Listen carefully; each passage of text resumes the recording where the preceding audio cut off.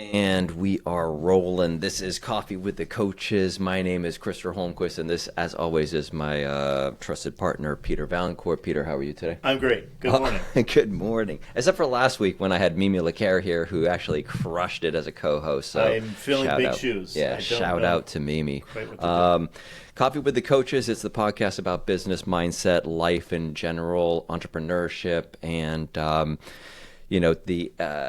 the title of today's episode is Nobody Has It Figured Out.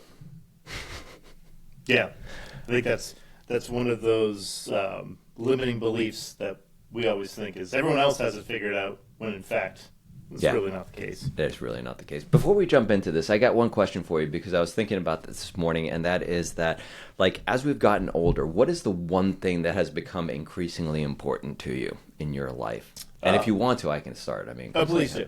Yeah, I mean, I sprung this on you. I've been thinking about this all night. And for me, it's comfort.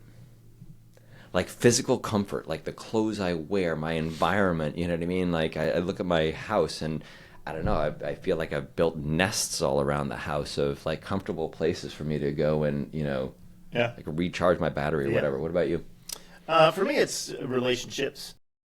Yeah. I think. That's a much better and deeper answer. No, it's not. It's just, I think both things are equally valid. But for me, it's just kind of like the people that I hold close. I want to make sure that I'm doing the best by them and, being as much of a blessing for them as I can be. And, that's... No, it's absolutely true. Absolutely true. Relationships are everything right now, especially this stage of life that we find ourselves in, which is... late teens, early 20s, right? That's about how I don't know which one of them is going to have the plug control, so I'm going to be nice to all of them. That's right. All right, so over the today's episode is Nobody Has It Figured Out.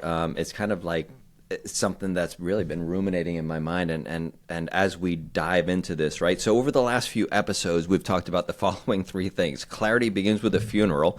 Wow, that's a downer. Burnout versus misalignment. And accountability. So, which honestly sounds like the darkest self-help trilogy ever created. For sure. Right. It does, but those things, while they sound daunting as a theme, all three of those things provide you the freedom and the benefits that we strive for. Yeah. So it's a yin and yang thing. Without those three things, we don't have the others. True. And the funny thing is that the deeper we get into this journey about entrepreneurship and personal growth, I think the more I realize that nobody actually really has this figured out all the way, right? For sure. Right. All right. So here's the big idea of this episode, and that is that I think that adulthood is mostly people confidently improvising. What do you think about that statement? That's so great. Yeah. Using some lived experience, obviously, that's the older component playing a role in it, but for sure. I mean, you're kind of taking what you think has worked well in the past and throwing it, because we have no real leading indicators for a lot of these big risks and big things we do in business. We just have the lagging indicators of what has worked. Right. I mean, that's a really good point. I mean, if you're working for a company for 15 years and you're kind of progressing up, you kind of know all you know the box within which you are operating, right? Right. And there's a certain comfort to that. Yes. Mimi and I actually had that conversation this morning about, her needing to understand that in entrepreneurship, the lines between who is boss and who is employee or who is client and who is the provider is blurred. You know what I mean? Like she's, taking a very kind of standoffish or I don't want to say that, but like an employee mentality with somebody. And I had to remind her, I'm like, you're the one that's actually paying for them. You know what I mean? Like whether it's an agent in her modeling business or whatever. I mean, you're the one making money for them. And we see that in real estate, right? For sure. Absolutely. Agents come in and it's kind of like, well, the manager of the office is like, I'm kind of now an agent working for the manager of the office. But right, really we know it's the opposite. It's that manager is providing a platform for that agent to grow their business, to be their own CEO. Right. And that accountability, who's accountable to who, and it's really an interesting dynamic. Yeah. Yeah. So I think this whole concept of, I think, adulthood is mostly people confidently improvising. I think that shows up in entrepreneurship, especially, right? Since that's what we're talking about, and it is kind of what you said, the pretending to know what you're doing, because we almost have to, because we don't have those lagging indicators, Right. right? That historical data to kind of say, this is. We know exactly this is what's going to happen. So we have to go out there, pretend like we know what we're doing, and just hit the ground running with each business that we start up. Right. And there are common threads through all of those entrepreneurial ventures. And, going back to it's your sphere, it's your network that usually carries you through. It just depends on what the business is and all that. But it's people and bringing something to the market that has value. That you can scale. Yep. But sometimes we don't know the sort of minutia or the mechanics of that if it's a new venture. Right.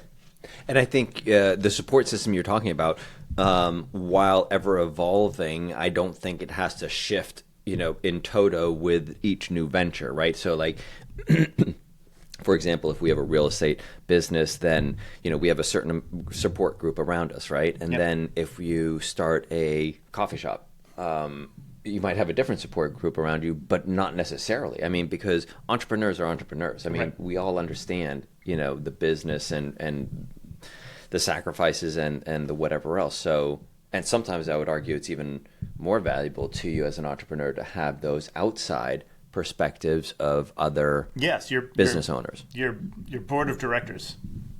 Yeah. Yeah. Yeah, you're right. I mean, because we don't create the typical business where you've got the board of directors or even the president and the vice president and you're all of those things. And so you need to outsource those. Wow, that was pretty cool, deep. Hey. Every once in a while, even a blind squirrel finds a nut. That's right. Not everything is ChatGPT.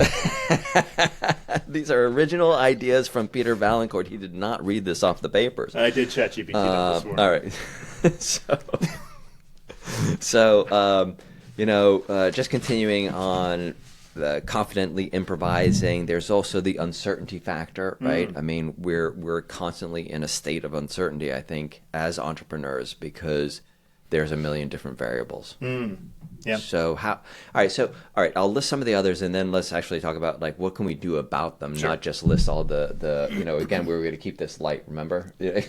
Smiles everyone. Mr. Rourke. That's right. On Fantasy Island.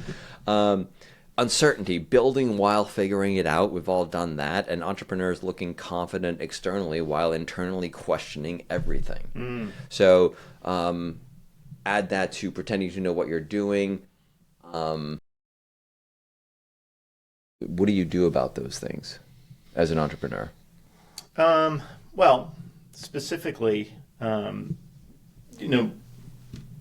think we go as far as we can go on the knowledge and experience that we have, but bringing in outside counsel in the form of, we always talk about those 5 people that you surround yourself with. Yep. But, I think some of the most successful people I know ask the most questions.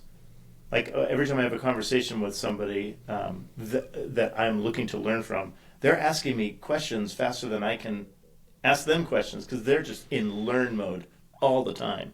And those are the people that I really gravitate to, because they just have this kind of like childlike need to learn all the time. Yeah. So, surrounding yourself with those people is so important. I don't know if you actually read the episode notes last night that I sent you, because it really sounds like you did for once, which is really cool. I read the notes. Or you're just like Zen, like leading me right in the right direction, because what you're saying is that everybody thinks that everybody else has clarity. Meanwhile, we're all Googling our lives at 2 a.m., right? It's so true. But to your point, if you're constantly asking the questions, then you're seeking clarity. Right. And I think the mistake that we see so many people fall into is they've got it all figured out, quote unquote. Yeah. Because there's so many variables in business, in our lives, in this world we live in. Yep. Things change so quickly. Markets change so quickly, faster than ever before because of all the technological advances. So being out there, being connected with people, and constantly asking questions, trying to broaden and learn, I think is just a great way to approach any new challenge. Yeah. And don't ever get comfortable. Right. You can't. No, I know. mean, you really can't, because the second you get comfortable, man, it's kind of over, because that's when you've stopped asking questions, because questions will make you uncomfortable. Yeah. If yeah, you're for asking sure. the right questions, right? Mm-hmm. So this leads us, just beautiful tie-in back to episode 1, which was the whole episode about clarity begins with a funeral, right? Because people think that clarity arrives like lightning. Like all of a sudden, like one moment you wake up and you have Right. clarity, right? But it's not true. I mean, to me, what I see is usually that it looks more like confusion followed by tiny moments of honesty with yourself Yeah. as you move towards that clarity. Yes, I think when I read these, I was thinking kind of clarity is achieved through letting go of a lot of the things that you know don't work, Right. as opposed to, like you said, that one moment of, here are all the answers, go Right. forth Go forth, me old and man. prosper. Right, which is just, these examples, right? Changing directions 14 times. We don't just sit there and start a business and say, it's been 6 months, not really hitting any of my numbers. I'm just going to do a 180. I'm just going to try something completely different, right? I mean, we don't do that. We change, directions 14 different times as we're zeroing in on, and we're having those, tiny moments of honesty with ourselves as we're looking at our business, as we're, pivoting. And maybe it ends in a crash and burn, but if we can kind of get that clarity, then we got a chance, right? Yep. Have you ever overthought simple decisions? Oh, all the time. I don't know. What time is it now? Right, exactly. I can tell you how many I have so far today, but yes, all the time. Whether or not to come here this morning was probably one of them that you started overthinking whether or not you should do. No, it's it's this part of the affliction of my personality profile, and many of ours. We just tend to have that committee in the head that just is a never-ending debate. Yep.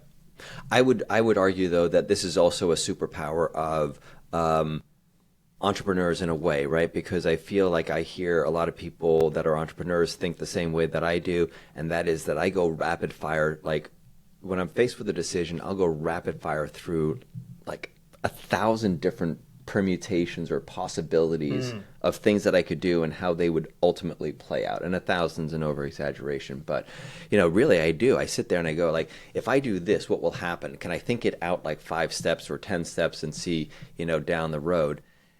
And some might think that's overthinking things, but it's a technique that has worked over the years. It's again, that triangulation thing. Yeah. Productivity rabbit holes. Jeez. Never happened, right? I mean, productivity rabbit holes are just one of those things that you just can't avoid. Again, due to the nature of being an entrepreneur, you're just going to naturally just jump into things and you just get lost. There's very seldom is there someone over your shoulder saying, hey, you're burning a ton of time and resources in that direction. Is there a return on investment for everything you're doing? Right. Maybe not. Yeah, not enough people looking at that, taking a step back, looking at that, and like you said, is this something I can outsource? Is this something that's making sense for me to do from a per hour basis? Right. And we all have a per hourly rate, per hour rate, right? Yeah. Buying another notebook instead of taking action. That is such a good visual, right? Because there are those people that will just sit there. I am one of them, man. I love to friggin' write notes, and I got a stack of notebooks somewhere, and I'll just sit there and write ideas and write notes, and that's good. Yep. Unless they just stay as words on the paper, and you're not doing any action behind them. Right. Which it's a double-edged sword. It could be your best tool to figure out what makes sense and what doesn't, but if it's only notes on a page, then it doesn't really get you too far. Ooh. This next line. Sometimes clarity is just finally getting tired of your own excuses. Yeah, that's a good one. Yeah. And when I read that, I kind of I also thought of getting tired of results that are unsatisfactory. Excuses, bad results. Just we tolerate that for so long for some reason. instead of recognizing like, just cut those losses as soon as you can, and you're better off for it. There's nothing And why do we hang on? That's comfort. Yeah, knowing that it's kind of like admitting failure to a certain degree, and it hurts our pride. Yeah, that's where I was going. It's like, it's a pride thing, like we built this. How dare it fail? How dare it not work? How dare it not, live up to the vision that was in my head? And then, it's kind of, you backtrack that, and there's usually some lack of clarity that has led you down that path of failure. Yeah. Would you agree? Oh, yeah. Yeah. Damn, I'm trying to keep this light and upbeat, you know what I mean? And here we go down this like path of like doom and failure. But, this is just the life of entrepreneurs, I think. You know what I mean? We have a friggin' great time. I'm not saying absolutely. that it's all doom and gloom, right? I think part of entrepreneurship is understanding that disaster could be around the next corner. There's no net. Right. So that's part of the thrill for people that are attracted to this lifestyle and this way of building a business is failure is out there, and it is the likelihood in many businesses that you're more apt to fail than. But what can you learn along the way? So I mean, how many times have you heard of all the people that failed umpteen times? Abraham Lincoln, before they finally succeeded and changed the world. So is there part of us that's drawn towards failure? Is that what you're saying too? No, I just think it's maybe I wouldn't rule that out. I just think that accepting that failure is part of success, because every failure provides an invaluable lesson. Are we in a place where we can learn from it and accept that with the pain of the failure, and adapt, change, move forward? Yeah. Cool stuff. I like it. All right, so we've kind of covered the clarity thing. What we're doing is trying to just like tie back, all three of those, our first three episodes. Clarity begins with a funeral, and then this whole concept of burnout versus misalignment. A lot of times burnout is, misalignment is mistaken for burnout. We think that we're burned out. Really what is happening is that we're misaligned. Do you know what misalignment really feels like to me? What? Sunday night anxiety. Why is it Sunday? I don't know. I'm curious. Yeah, well, exactly, because in the entrepreneur world, usually there are no weekends. Yeah. Weekdays, holidays are a blur. I would just white out the word Sunday. Yeah, night anxiety. That is a constant state, right? It's no wonder I went through a 3-year pain journey in my body, which we'll dissect one day. But I mean, that was like basically my nervous system stuck in fight or flight. And I think that, a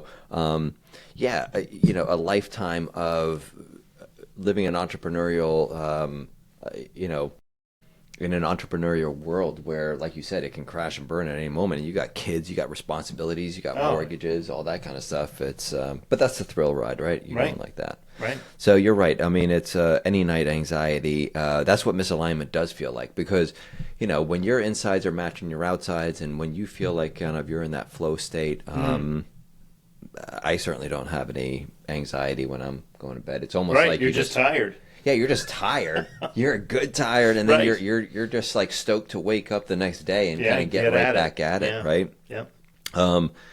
So let's talk about misalignment a little bit more, right? The misalignment can look like, checking your emails at dinner all the time. That's a great way to win with your significant other. They love that. Dude, how many entrepreneurs have lost relationships? You know what I mean? Like, yes. Valid question, right? Yes, for sure. I'm laughing, but it's not funny because it happens all the time. Yeah. And it's, it's because sometimes of people checking email at dinner all the time. Yep. Pretending to relax on vacation. Right. When or really not even bothering to pretend. You're just like go mode on vacation, and it's just like the people around you just feel alienated. It's really wears deeply on that stuff. I mean, I think that if you could look at entrepreneurship and like, like what's the gold standard, or what's that Shangri-La that you're chasing? Mm-hmm. I mean, don't you think it would be can I get all the benefits and stuff that I love about entrepreneurship and still have that stability of being able to just turn it all off? Yeah, can you shut it off for a given time period, whether it's a week, a night, 2 hours at night? Can you shut it off? I don't know. Sometimes I feel like a lion or something like that. I mean, I read something that they're sleeping, but like there's one part of their brain and like one eye that like never sleeps. Yeah, you know what I know. mean? Like that is always just kind of like on the lookout for danger. Yes. Or food. Working while quote unquote working while watching Netflix. Yeah. All right. I mean, it's the same thing as checking your email at dinner and pretending to relax on vacation. There's a theme here. Entrepreneurs saying once things calm down. Right. Yeah. Yeah, it's being present. It's really difficult. It looks so easy to do on paper when you read something in a book that says, wherever you are, be present in that moment. Right. No. Hard to do. So what's the answer? Again, I mean, we can't just leave people hanging with like these negative thoughts, right? We're providing good, productive answers to these people. I'll tell you where I have found resolution to that issue is time blocking. Yeah. Like literally writing it down. Having that calendar, the 411, whatever you want to call it. If it's on my calendar, my odds go way up of actually doing it. Yeah. And you have a chance of protecting that time. Yes, for sure. Right. So if it says on my calendar, it's family day or whatever, yep. I usually am good about it.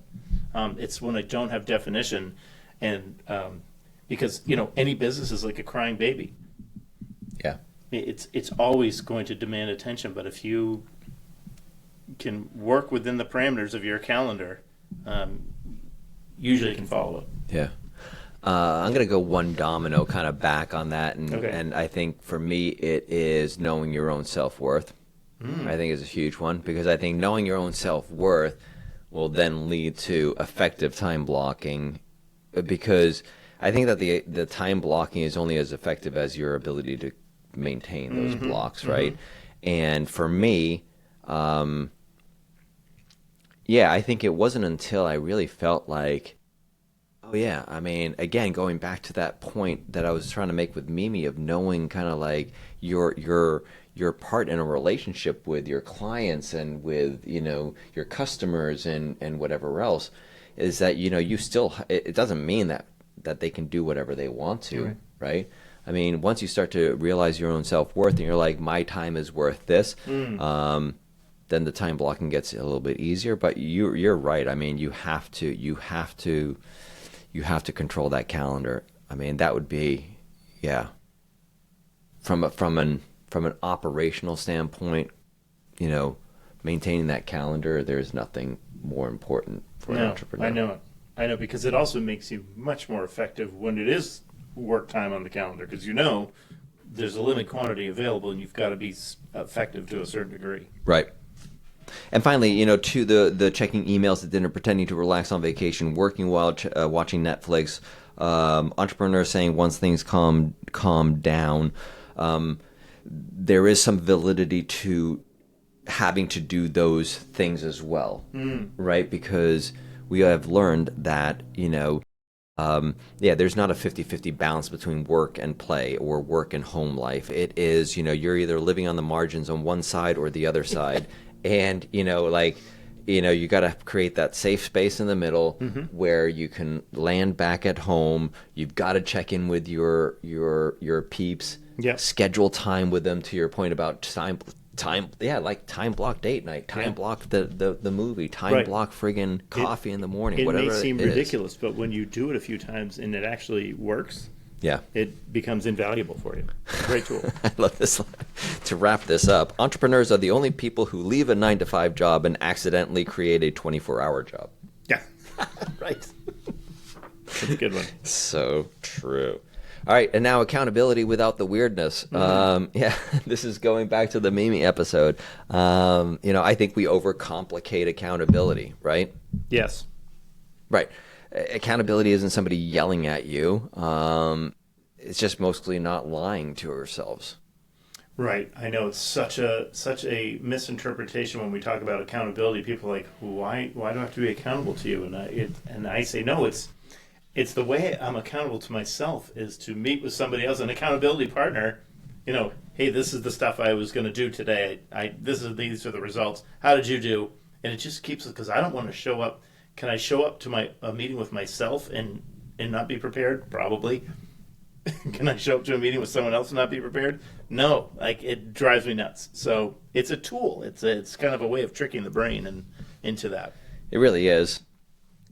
And again, we will say that the domino before that is the self accountability. You know what I mean? Because if you don't have a baseline of that, then all the other tools and outside, things are not going to work. Right. And if you flip that around and then say, instead of hiring somebody to yell at you because you didn't do what you already knew that you were supposed to do, get accountable with yourself, which starts with getting clear and being in alignment and not out of alignment. And then you hire somebody instead to support you instead of, right? Right. Yeah, it's that relationship between accountability and freedom. And then you have your spouse as your accountability partner. She'll tell you what Yes. what you're not doing right. I'm afraid to get into that down here. Yeah, exactly. We will not talk about that topic. No, I'm just kidding. No, I mean, I think that's the way it works, right? I mean, that again, that kind of Shangri-La, we could, I say that, just become self-accountable. I mean, that's a whole nother topic we could talk a year about. Right. Again, that's not a business problem or entrepreneurial problem. That's a human fallibility issue that we all struggle with. Right. Every entrepreneur has had that moment where they knew exactly what needed to happen and instead reorganized their office. Yep. I've done that about 100 times as well. Yep. All right, let's kind of wrap this up and talk about, I think a lot of ambitious people feel quite alone. Yeah, siloed. Because not everybody understands how we think as entrepreneurs. Hence a lot of failed relationships along the way, failed businesses, whatever. But we sit there and we're the ones that are dreaming bigger than kind of what our environment allows, right? Right. And that can make people uncomfortable. It can alienate some relationships. People don't always think the same way an entrepreneur thinks. And it can be perceived as something that makes them feel uncomfortable about their own station for whatever reason. Right. Which it should. It just shouldn't. But sometimes that's a byproduct of it. It is. They oftentimes feel misunderstood because they're dreaming so big, because they're carrying a vision for something that people don't understand, and oftentimes I think that the trap that a lot of entrepreneurs fall into is not sharing enough or becoming, developing their 90-second, elevator pitch and their one-liner and their kind of synopsis of what their thing is, and then practicing that so that, when you're, because a shared vision becomes, an antidote to that loneliness. Yep. Yeah. For sure. I know, and a lot of entrepreneurs want to bring people along with them on the journey and surround themselves with winners and Yes. Share the dream, share the goals, and share the results of that. So why are they hesitant, sometimes to bring those people along? I mean, I sometimes think it's just because they don't think about it. You know what I mean? They're so busy executing it and trying to get things going. It's like, stop, get 3 people first. I coached a guy out in Utah, Carl Spencer. Oh, yeah. Yep. Right? Carl Spencer, amazing dude. Built a big business. Anyway, he would just hire interns on his team as a real estate. I mean, I didn't even know what that means. You know what I mean? He just found people that would work for free and do projects for him, for a chance to hang out with him and work and learn and sometimes get a cut of something. I don't know. Yeah. And they paid them nominally and whatever. So he did it right. It's like build that little team, and Yeah. then you can evolve, and you're not going to be so lonely along the way. Yeah, for sure. So I think a lot of people aren't actually searching for success. They're searching for people who understand them.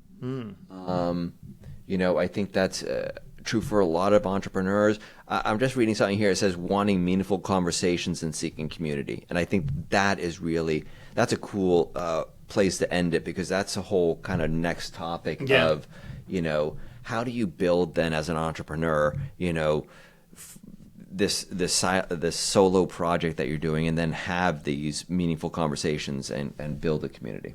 Right. Where does that board of directors exist for you? Yeah. Yep. So once again, maybe the goal isn't having everything figured out. Maybe the goal is building a life that actually feels like it's yours, and finding good people to build it with. Yeah, for sure. Yeah. So if you like kind of these conversations, this is what we're talking about. What it's like to be an entrepreneur here on Cape Cod. We are going to dive into hopefully having some more guests on the show. Yeah, for sure, yes. Yeah, there's some really amazing people in these communities that are so entrepreneurial, that wear multiple hats, that know how to get things done, and have a really unique creativity about their business and their vision. Yeah. Yeah. So check us out, YouTube channel, Coffee with the Coaches TV. Every week we will drop an episode of something. It might be me, it might be Peter, it might be both of us, it might be my wife, I don't know. So join us, and we'll see you next week. Sounds good. Thanks, man. Thanks, Krister. Bye.